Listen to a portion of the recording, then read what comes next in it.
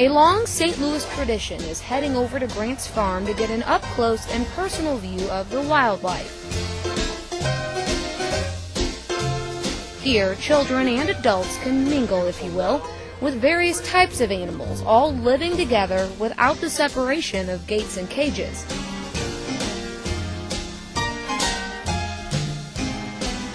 In 1903, August Busch Sr., who was president of the family beer business at the time, bought these 281 acres that at one time belonged to Ulysses S. Grant. It was here he envisioned a country estate for his family, away from the hustle and bustle of the brewery and the city. Now, originally, when the Busch family purchased it for a country estate, it was out in the middle of nowhere. As a matter of fact, Gravois Road, which bustles past us today, was just a two-lane rutted dirt road when August Busch Sr. purchased the property. In 1954, the Busch family opened Grant's Farm to the public, inviting anyone who wants to visit.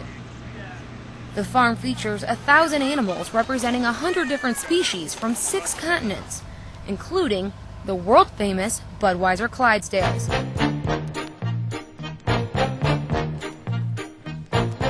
Grant's Farm is the original breeding farm for the world-famous Budweiser Clydesdales.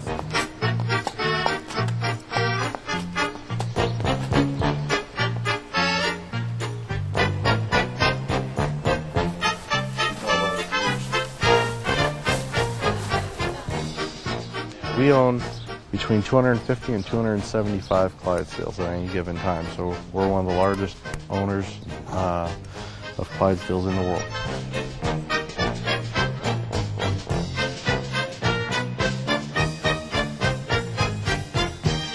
Now, not all 250 horses live here at Grant's Farm.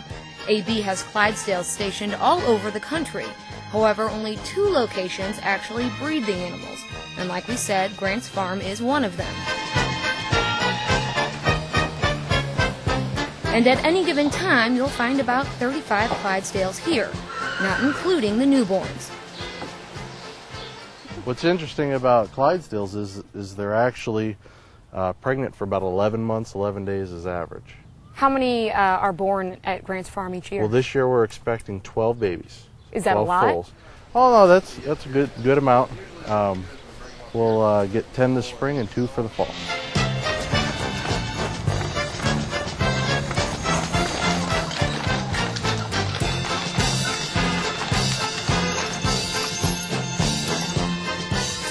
For decades, the Budweiser Clydesdales have represented a product, beer, Anheuser-Busch beer, to the entire world.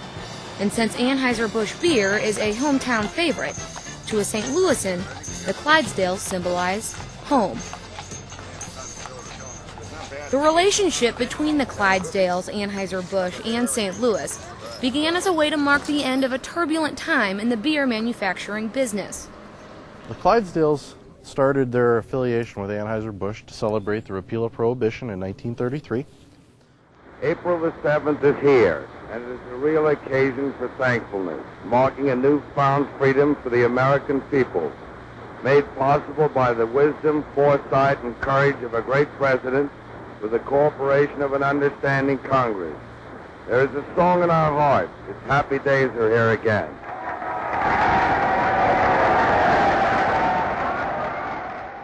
The August Busch Jr. gave his father the first team at Clydesdales.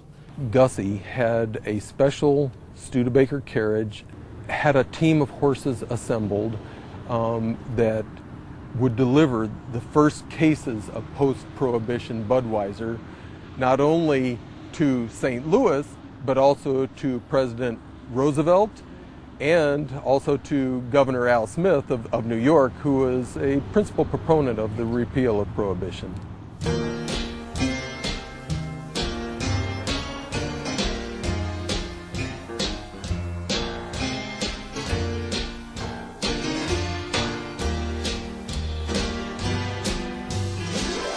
The Busch family had a vision for a world-recognized corporate symbol in these horses, easily recognized by their large stature, gentle personalities, and signature white legs.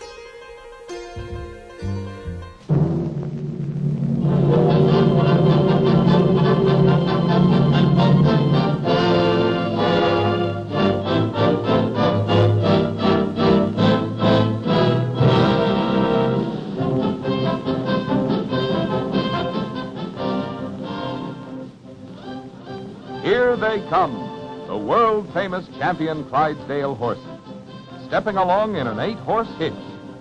Champions, beauties, and giants, too.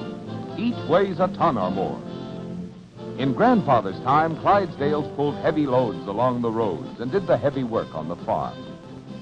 But today they are the symbol of an era, attracting thousands of spectators who marvel at their size and agility.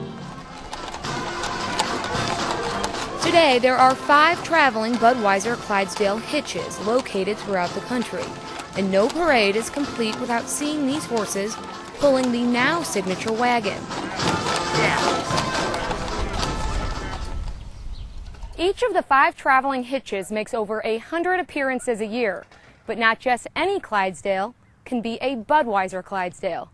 To be a Budweiser Clydesdale, the horses have to have this white blaze on the face, the 4 white legs, be a nice pretty bay brown color. They have to stand at least 18 hands tall. That's 6 feet at the shoulder. Most people don't know what a hand is. Basically, it's the width of a grown man's hand, which has been standardized to 4 inches, and you measure the horse from the base of the hoof to the highest point in the shoulder. That's called the withers. 18 hands is 6 feet at the shoulder. He's got a little ways to go. But 5-week-old Reflection does have a chance to earn a spot on a Budweiser hitch. Reflection is a male. Typically, the females don't get to be quite as big, just like people.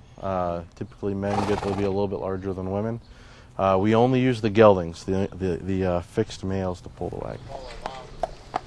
But don't worry, if a horse is born female or a hand short, they can enjoy a wonderful life mingling with you at Grant's Farm.